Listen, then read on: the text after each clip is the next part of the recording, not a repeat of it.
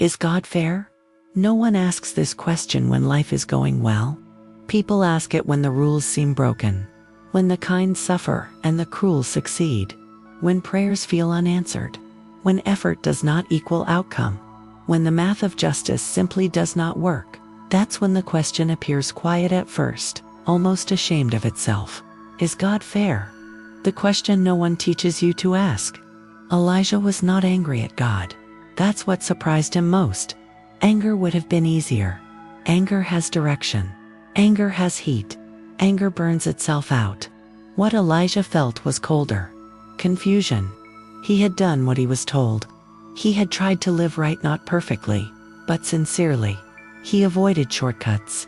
He didn't cheat. He didn't step on others to climb. He worked harder when it would have been easier to walk away. And yet, somehow, life kept bypassing him.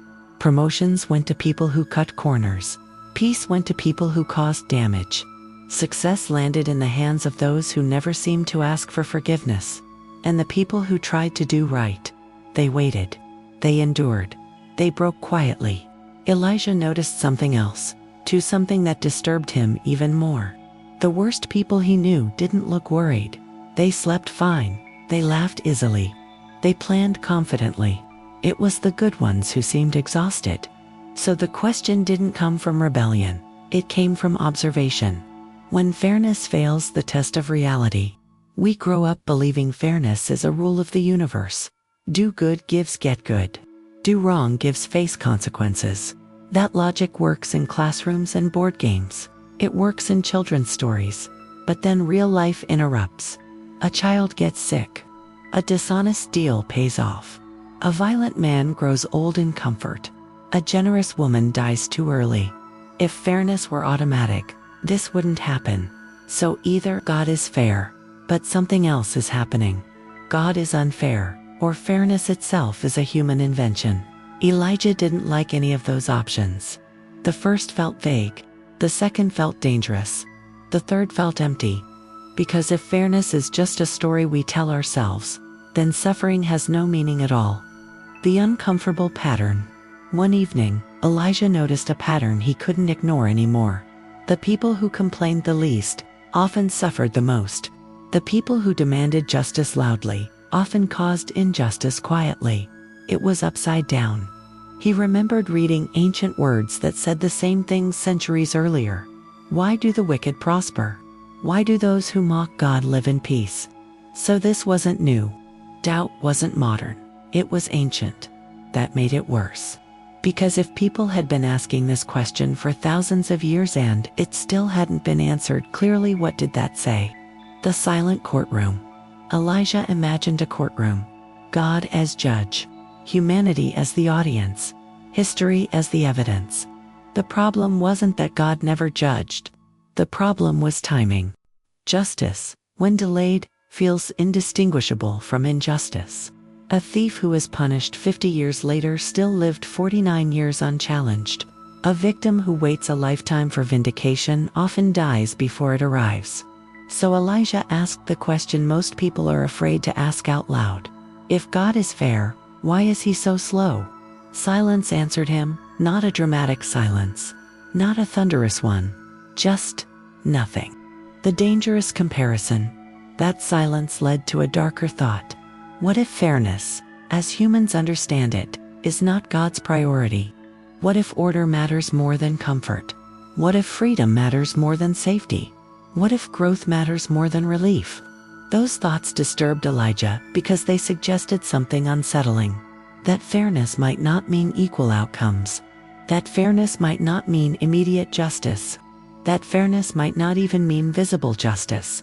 And if that's true, then much of what we call unfair might be something else entirely. But what? The story of the workers. Elijah remembered a story he once heard, one that had always bothered him. A landowner hires workers at different times of the day. Some work 12 hours, some work 1 hour. At the end, everyone is paid the same. The workers who labored all day are furious, and the landowner says something shocking. Am I unjust for being generous? That story never sat right with Elijah. It felt unfair. Reward without proportion. effort without distinction. But what if the story wasn't about wages? What if it was about assumptions? The workers didn't complain because they were cheated. They complained because they compared. Fairness, it seemed, breaks down the moment comparison enters the room.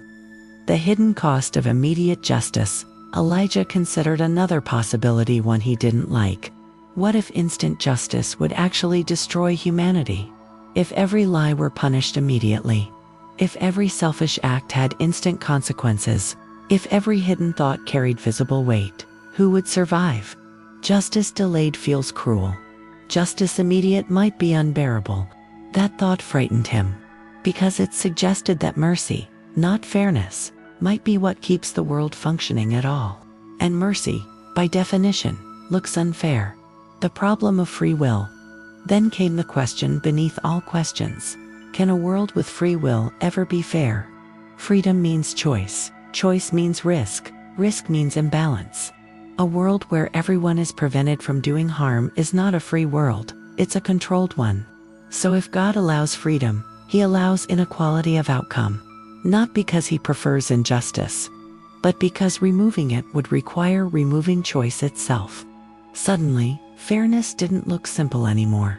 It looked expansive. When fairness becomes a weapon, Elijah noticed something else, something darker. People don't always want fairness. They want fairness for themselves. They demand justice when they are hurt. They ask for mercy when they are guilty. Fairness is often just a word we use to defend our position. And if God answered every demand for fairness exactly as requested, humanity would tear itself apart. The question God asks back. There is a moment in an ancient story where a suffering man finally confronts God. He demands answers. He demands explanations. He demands fairness. And God responds not with explanations but with questions. Questions about creation. Questions about control. Questions about limits. Not to humiliate the man, but to reveal something uncomfortable. That the universe is far larger than one person's pain, and that fairness, if it exists, must operate on a scale humans cannot fully see. That answer doesn't feel satisfying, but maybe it was never meant to. The crossroads of doubt. Elijah reached a crossroads. He could decide God was unfair and walk away, or he could accept something harder. That fairness might not be obvious. That justice might not be immediate. That meaning might exist even when balance does not. One path offered clarity. The other offered humility. Both required faith, just in different directions. The quiet realization. Elijah didn't suddenly feel better. Life didn't resolve. The wicked still prospered. The innocent still suffered. But something shifted. He realized the question, is God fair? Assumes something deeper. That God exists to serve human expectations. But what if fairness isn't about comfort? What if it's about restoration? What if what looks unfair now is incomplete and finished? A story interrupted mid-sentence always sounds wrong. The most dangerous answer to the question, is God fair, might be this: not yet, not fully, not in ways you can measure right now, but the story insists it is moving somewhere, toward judgment, toward healing, toward a reckoning that does not forget. And that possibility is unsettling, because it means the delay is not indifference, it's patience. The question remains. Elijah never got a final answer. No voice from the sky. No perfect explanation. Only a deeper, heavier question. If God were fair in ways I could fully understand, would He be small enough to trust? And maybe that's why the question still exists. Because doubt, when honest, is not the enemy of faith. It is the doorway into it. Is God fair? If you mean easy, probably not. If you mean immediate, no. If you mean comfortable, rarely. But if you mean unfinished, then maybe fairness is not denied, just delayed. And the story is not over yet.